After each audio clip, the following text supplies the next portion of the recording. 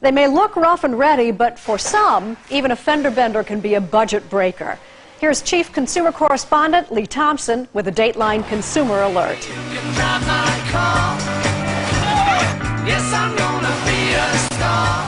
Bumper cars, they're good old-fashioned summer fun. But outside the amusement park, bumper bashing costs serious money. You'd assume SUVs like these, supposedly designed to take on rugged terrain, could easily survive a 5-mile-an-hour fender bender.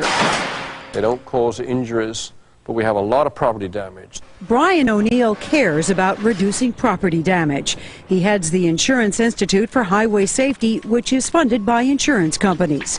Institute testing picks up where the government leaves off. The federal government has a bumper standard for cars, but not for SUVs, the hottest selling vehicles on the road, because they're classified as trucks. We run 4 5-mile-an-hour tests. Front into a flat barrier, rear into flat barrier, front corner into the barrier, and the rear into the pole. After the impact, engineers and appraisers carefully analyze the damage and estimate repair costs. Then each is given a rating of good, acceptable, marginal, or poor. This round involves 4 smaller size SUVs that sell in the $20,000 to $25,000 range, bought right off dealers' lots. The 2002 Honda CR-V, the 2002 Land Rover Freelander, the 2002 Saturn Vue, and the 2003 Subaru Forester. First up, the Forester, newly redesigned this year. When the Institute last tested it in 1998, the Forester only received a marginal rating. It was quite an improvement this time. In all 4 tests, there is relatively little damage, an average of $355 per test in repairs. Clearly, manufacturers can design bumpers for this class of vehicles to prevent damage. Subaru's figured out how to do it. The Subaru Forester earns a good rating, the Institute's highest mark. The 2002 Land Rover Freelander has been sold in Europe for years, but it's new to the United States. The flat front test, $932 worth of damage.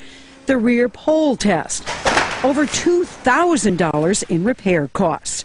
The rear flat, $2,700. All this in just a 5-mile-an-hour fender bender. Not really any faster than a brisk walk. This whole rear section needs to be replaced. There's no question that the location of this wheel is the cause of this excessive damage. The Land Rover Freelander gets the Institute's lowest rating, poor. This is the 2002 Honda CR-V. In 1998, its bumpers were hit with a poor rating. With plenty of room for improvement, how will the Honda do this year? Like the Freelander, the CR-V has a mounted rear wheel.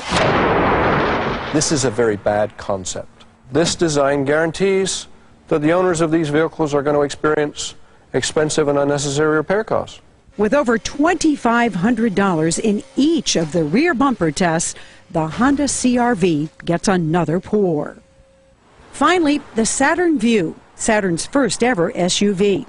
The front angle test causes damage to the bumper cover, a turn signal, the fog light, and the vehicle's underside. It sustained over $1,100 worth of damage in the front angle barrier test. In the rear test, things look pretty good until Institute engineers get a view that surprises them. When we looked at the bumper system, we concluded that the manufacturer had in effect cheated. That's because, O'Neill says, Saturn put a stiff foam insert right at the center of the bumper, right where manufacturers know the Insurance Institute performs the rear pole test. That foam is there to do well in this test, not to do well in real-world crashes. It's only going to help in the dead center hit. So it's back to the crash hall for the Saturn Vue. This time, the vehicle is crashed off-center into the pole and pays the price. The repair cost went up to $1,300, more than twice the cost of the first test. The Saturn Vue gets a poor. So of the 4 small SUVs in this group, only one, the Subaru Forester, earns the Institute's highest rating. Although not every test had excessive damage costs, the Honda CR-V, the Land Rover Freelander, and the Saturn Vue all received the lowest grade, poor. Last year, other small SUVs put to the test didn't fare much better. The Toyota RAV4 and Hyundai Santa Fe both rated poor, while the Ford Escape, also sold as the Mazda Tribute, got an acceptable rating. What do car makers have to say about these latest bumper tests? Saturn, Land Rover, and Honda say safety, not repair cost, is their first priority. Saturn says it does not design vehicles to pass specific tests, and Land Rover says heavier, more durable bumpers could mean less efficient gas mileage. Brian O'Neill says there's just no excuse for such poor bumper performance. Manufacturers can design good bumpers. Unfortunately, all too often they choose not to. You can find out how these same SUVs fared in high-speed crash tests next Tuesday on Dateline. For more information on the Insurance Institute's bumper test, visit our website.